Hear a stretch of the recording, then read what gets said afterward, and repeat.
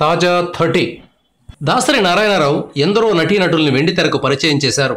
దర్శకుడిగా వరుసగా విజయాలు సాధిస్తున్నా ఓ పక్క స్టార్లతో సినిమాలు తీస్తూనే మరోవైపు కొత్త వారితో కూడా దాసరి ప్రయోగాలు చేసేవారు.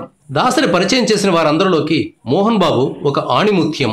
డైలాగ్ డెలివరీలో తనకు సాటి వచ్చేవారు మరొకరు లేరు అనేంత టాలెంట్ మోహన్ బాబులో ఉంది. ఇంత టాలెంట్ను దాసరి గుర్తించకపోయి ఉంటే ఈ రోజున మనకు తెలిసేది కాదు. అందుకే దాసరి నారాయణరావు అంటే మోహన్ బాబుకు పిచ్చి అభిమానం. తండ్రి కంటే ఎక్కువగా ఆయన్ను ప్రేమిస్తారు. ఇంతటి అనుబంధం ఉన్నప్పటికీ ఓ సందర్భంలో మోహన్ బాబును దాసరి బూట్కాల్తో తన్నారు.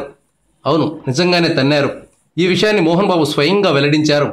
మోహన్ బాబును స్వర్గం నరకం అనే సినిమా ద్వారా దాసరి వెండితెరకు పరిచయం చేశారు. తొలి సినిమా కావడంతో మోహన్ బాబుకు కొంత తట్రబాటు వచ్చింది. డైలాగులు సరిగా పలకలేకపోయాడు. ఒకటి కాదు, రెండు కాదు, చాలా టేకులు తీసుకున్నాడు. ఒక డైలాగ్ కోసం అయితే ఏకంగా 20 టేకులు తీసుకున్నాడు. దీంతో దాసరికి చాలా కోపం వచ్చింది. ఎన్నిసార్లు చెప్పినా సరిగ్గా చెప్పలేవా అంటూ గురువుగారు తనను బూట్కాల్తో తన్నారని మోహన్ బాబు చెప్పారు. దీంతో సినిమాలు మానేసి ఇంటికి వెళ్ళిపోదామని మోహన్ బాబు అనుకున్నారు. అయితే అందరూ వారించడంతో తన నిర్ణయాన్ని మార్చుకున్నారు.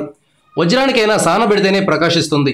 ఈ మాటకు మోహన్ బాబే కాదు, ఎవరూ కూడా మినహాయింపు కాదు. Thank you viewers. ఈ వీడియో మీకు నచ్చితే లైక్ బటన్ టచ్ చేయండి. తాజా 30 ఛానల్కు సబ్స్క్రైబ్ చేయండి. మీ మిత్రులకు షేర్ చేయండి.